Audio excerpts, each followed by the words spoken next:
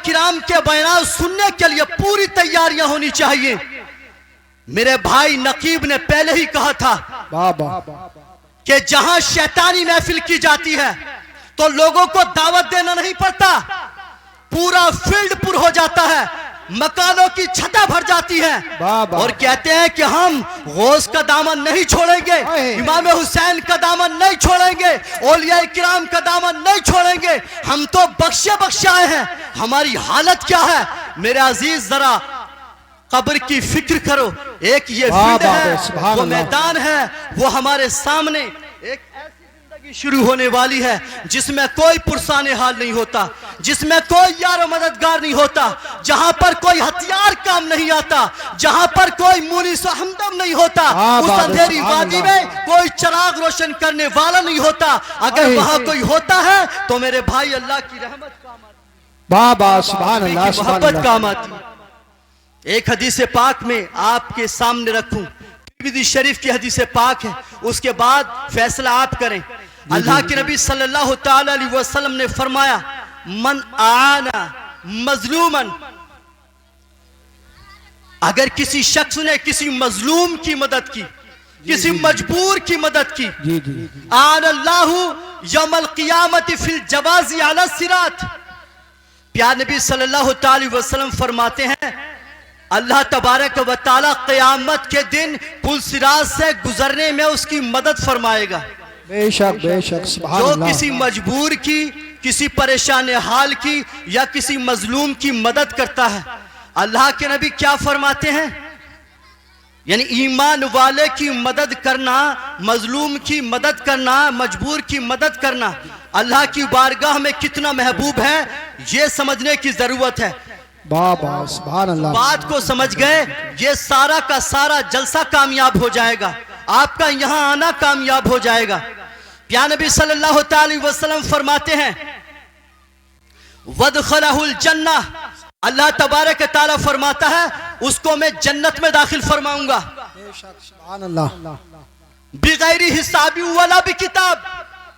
अल्लाह के बंदे से मोहब्बत करने वाला, किसी की परेशानी को दूर करने वाला अल्लाह की बारगाह में इतना महबूब है, प्यारे नबी सल्लल्लाहु अलैहि वसल्लम फरमाते हैं अल्लाह उसको बेहिसाब किताब जन्नत में दाखिल फरमाएगा। सुभान अल्लाह, सुभान अल्लाह। इसी हदीस पाक में आगे आता है वमन रआ मजलूमन फस्तगास बिही, अगर किसी मजबूर ने, किसी मजलूम ने तुमसे मदद तलब की,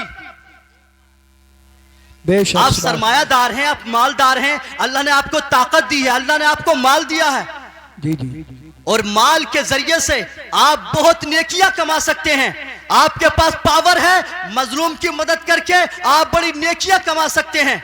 या नबी सल्लल्लाहु ताला अलैहि वसल्लम ने फरमाया अगर तुमसे मजलूम ने मदद तलब की, फलम युगसहु, और आपने उसकी मदद नहीं की, बेशक उसकी फरियाद को नहीं सुना, उसकी बात पे कोई तवज्जो नहीं की और आप अपने माल को गिनने में मसरूफ हो गए, आप अपने काम में मसरूफ हो गए, आपने मजलूम की बात को ना सुना, लेकिन अल्लाह तबारक व तआला मजलूम की फरियाद को सुनता है। या नबी सल्लल्लाहु अलैहि वसल्लम फरमाते हैं मजलूम ने आपसे मदद तलब की, आपने उस मजलूम को देखा लेकिन आपने नजरअंदाज किया, प्यारे नबी फरमाते हैं जुरिबा फिल कब्री भी मियाती सौत मिनन नार। सुभान अल्लाह, सुभान अल्लाह। अल्लाह के नबी ने फरमाया कब्र के अंदर फरिश्ते उसको 100 कोड़ों से मारेंगे। अंदाजा लगाएं, यानी सिर्फ इस बात पर कि आपने उसकी मदद नहीं की, फरिश्ते कब्र में 100 कोड़ों से उसको सजा देंगे। मेरे भाई जरा सोचे, ये मदद ना करने की वजह से इतनी बड़ी सजा है। मुझे बताओ जहां प्यार नबी ये फरमाए 100 कोड़ों से फरिश्ते उसको सजा देंगे, तो वहां पे बचाने वाला कौन है? बेशक, क्या वहां पे कौन मदद करेगा? जहां मदनी आका सल्लल्लाहु ताला अलैहि वसल्लम डिसीजन फरमा दें 100 कोड़ों से फरिश्ते सजा देंगे, तो वहां पे कौन मददगार है? जरा सोचे, मदद न करने पर इतनी बड़ी सजा है तो जुल्म करने पर कितना बड़ा गुनाह होगा। इस बात का अंदाजा लगाएं, मोमिन के दिल को सताने पे कितना बड़ा जुर्म होगा। किसी के हक को मारने पर कितना बड़ा गुनाह होगा, इस बात का अंदाजा लगाएं। किसी के दिल दुखाने पर कितना बड़ा गुनाह होगा, इस बात का अंदाजा लगाएं।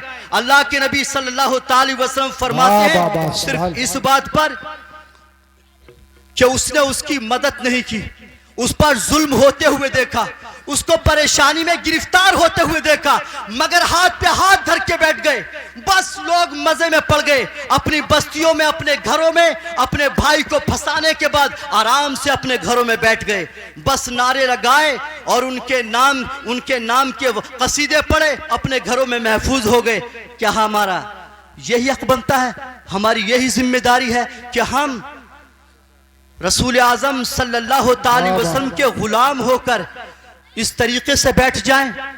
तौहीद की अमानत सीनों में है हमारे, आशा नहीं मिटाना नामो निशा हमारा, और तेगों के साए में हम पलकर जबा हुए हैं, खंजर हिलाल का है कौमी निशा हमारा। दुनिया के बुतकदों में पहला वो घर खुदा का, हम उसके पासबा हैं, वो पासबा हमारा। मुझे सिग्नल मिल चुका है और ये 2, 4 या 10 मिनट बोलने से आप तो जानते हैं कि 15-20 मिनट में माहौल भी नहीं बन पाता है। खतीब के लिए टाइम भी चाहिए, लेकिन हमारे दीगर और मेहमान मौजूद हैं। हुसूल बरकत के लिए हम लोग यहाँ पर आए हैं और थोड़ा थोड़ा वक्त में आपके सामने से रुखसत होते चले जाएंगे। बस